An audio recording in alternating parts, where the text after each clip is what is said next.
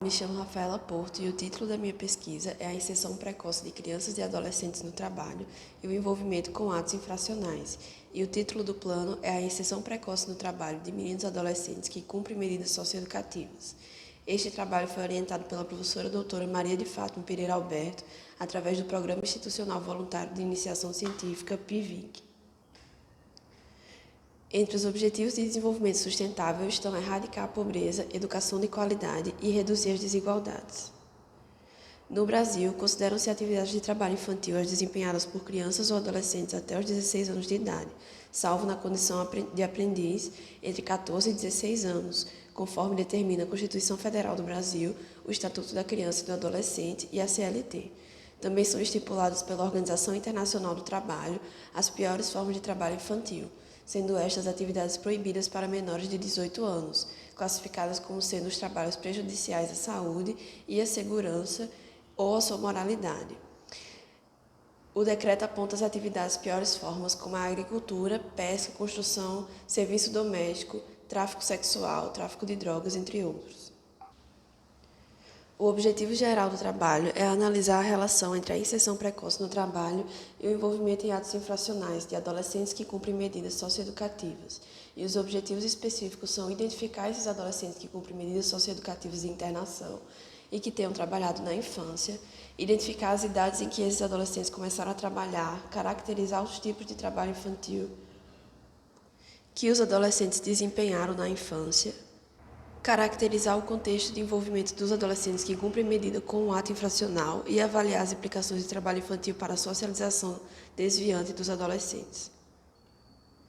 A metodologia foi feita em 3 partes, sendo a primeira uma revisão bibliográfica feita pelos integrantes do núcleo nas bases Cielo, Lilacs e Google Acadêmicos para artigos e periódico CAPES para artigos, teses e dissertações. Foram encontrados 27 artigos, 7 teses e dissertações e adicionados mais 26 trabalhos que o núcleo já estudava anteriormente. A segunda etapa foi a formação do PIBIC Ensino Médio com um adolescente que cumpriu medida socioeducativa. A formação é feita com estudos e debates em cima de temáticas como trabalho infantil, atos infracionais, direitos da criança e do adolescente, formação acadêmica e profissional, entre outros, e a aplicação de um instrumento chamado Mosquito. A aplicação do questionário não pode ser feita pelo jovem, dadas as limitações provenientes da pandemia da Covid-19. Por isso, o questionário que coleta dados como escolaridade e trabalho na infância foi aplicado por integrantes do núcleo com outros adolescentes que cumprem medida de internação. A terceira etapa foi a aplicação do instrumento construído na vigência anterior pelo núcleo de pesquisa.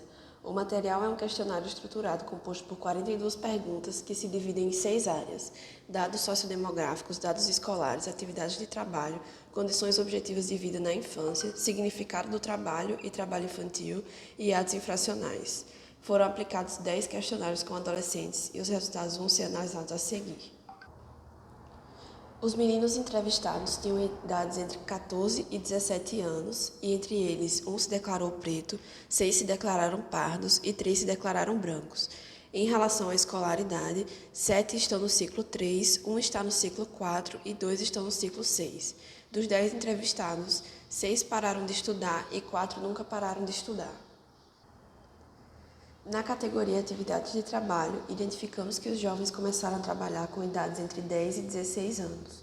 Entre as funções realizadas, os meninos disseram já ter trabalhado como ajudante de pedreiro, agricultor, num lava-jato, como feirante, em padaria, em fábrica de tijolos, com conserto de geladeira, como entregador a domicílio, mecânico de motos, mecânico de carro, barbeiro e em fábrica de estofados. Das 12 citadas, 8 são indicadas como piores formas de trabalho infantil. Entre as motivações para começar a trabalhar, 3 disseram precisar sustentar a família e 6 disseram que buscavam se sustentar e comprar coisas para si. A carga semanal de trabalho variou entre 1 a 7 dias e a carga horária diária variou de 1 a 3 horas e 13 a 15 horas. Com relação à renda familiar na infância, 9 dos meninos disseram depender em parte da renda do pai, mãe e ou avós. 3 dos meninos responderam que dependiam em parte do próprio trabalho e 3 responderam que dependiam em parte do programa Bolsa Família. 4 adolescentes disseram que sua renda familiar total estava entre R$ 800 e R$ 4.000.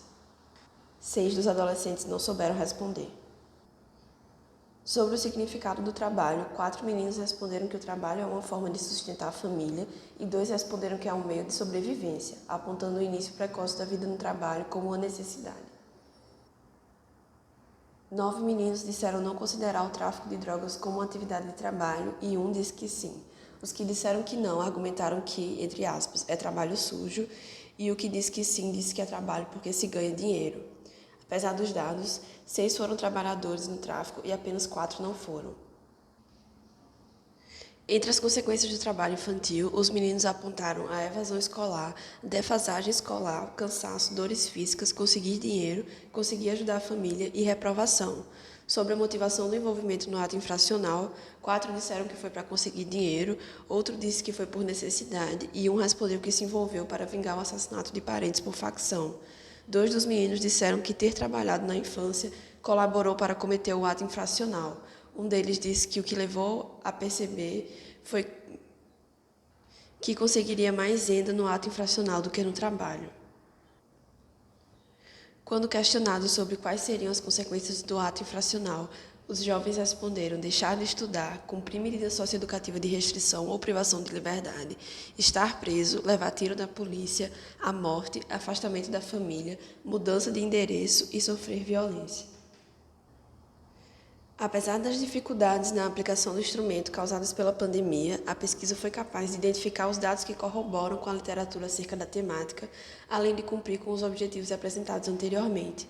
Espera-se, com o trabalho junto aos jovens que foram trabalhadores na infância, que a legislação brasileira passe a proteger as crianças e adolescentes que são vítimas e que seus direitos sejam assegurados, assim como consta no Estatuto da Criança e do Adolescente. Aqui estão as referências do trabalho. E os agradecimentos à professora Fátima Pereira, coordenadora do projeto, aos adolescentes pela contribuição, dedicação e confiança no projeto, a todos os envolvidos na pesquisa realizada e à Propesc e às instituições responsáveis pelos projetos de iniciação científica.